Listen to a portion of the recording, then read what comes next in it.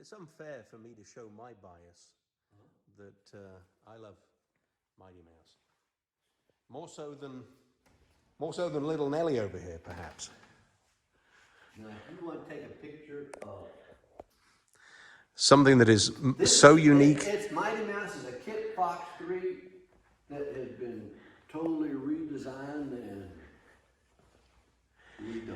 So there's a few things that grab my attention as soon as I look at it. Of course, the exposed tail. That's for looks only. Yeah, and Tom was talking about his open tail as well, and he says that he never feels the difference. A little bit more drag, maybe. Do you ever feel that there's a plus or a minus associated with not covering the tail? A massive plus for me.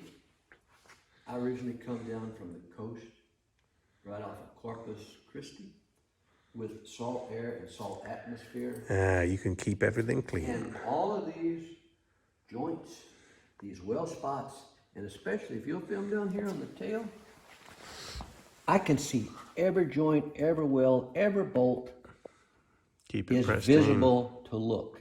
And on your cubs and all your other little tail draggers, that's covered, and this will rust out and deteriorate and fall apart, and you'll never And you never know even it. see it. You never Yeah. know it.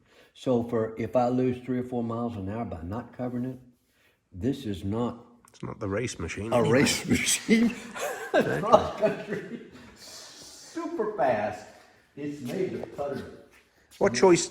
So what drove you to that tail wheel? For weight, I needed more weight, and as you look, there's a 10-pound barbell back there for extra weight, and then I went with the matte coat Exactly. big tire instead of having 2 10-pound weights back there. And that's because you have no covering, That's part of it, but right? it's just the way the weight and balance worked out. Well, you don't have a particularly heavy motor, so... The Kitfox 3 was not made for the 912 motor. It was made for a 582, 503, 447 is what most of them have on. This particular little bird, I had to change the intakes, swap intakes from one side to the other, and all the coolant tubes, top, bottom, and back had to be taken out, which you have to heat the bottom ones Right, to get them out. on a really fine thread tube in there to reclock them so that they would fit this motor mount.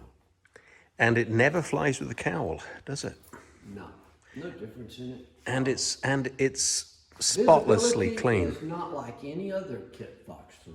Yes. I can see all over all sides, fly with the doors up, the doors down, in flight, out of flight. To take it, all you do is do that, in flight, and you're done. It's amazing the choices that you've made, and it's ended up at, you said 530 something? Probably 540 something. 540 something. But see- no to see- cowling, no panel. To see what an actual glass panel looks like. Yeah. When everything comes up and lights on, that is a glass panel. Exactly. Which, And you can see right the way through here. You can see right the way through here, right the way on down. both sides, all the way around, visibility is just almost unrestricted compared to the other ones. Right. It's The oil tank for weight and stuff, it had to be mounted on the inside, and it also has an easy heat preheater on the oil tank. yeah.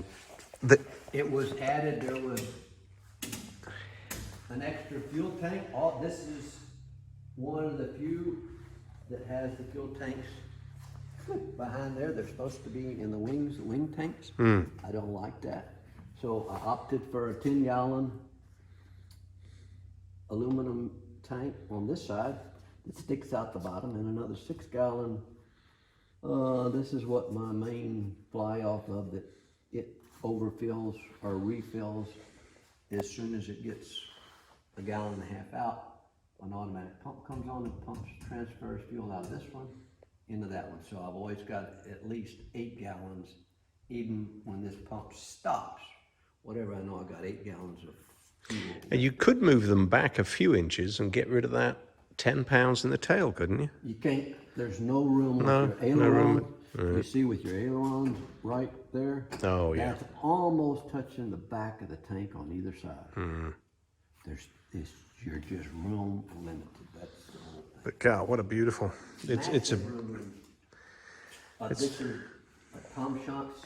Most of the stuff, this was all, my mentor was Tom Shantz. yes. And he yeah. has Tweety Bird, which is almost the same identical plane. This was the afterthought, which little things were changed here and there. This is all his design gear, which Well, his gear's even lighter than yours, isn't it? it's a little bit shorter. I think mine's a little bit taller gear. Right. But it really, you just can't hardly make a bad landing. This just eats Well, up all bad things.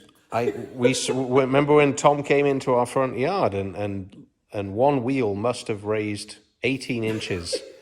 And yet he didn't, right? One wheel goes up, another wheel goes down. It landed beautifully.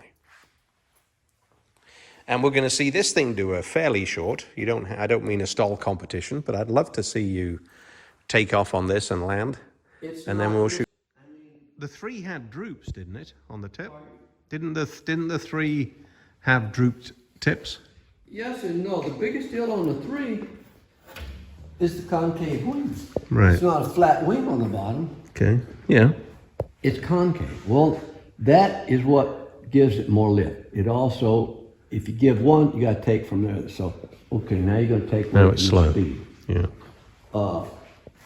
I can flat out straight and level do way past red line with full power, which is at 100 miles an hour. You're 95 start a red line. Well, yeah, you're away. I can get way past that. So We got to go fly.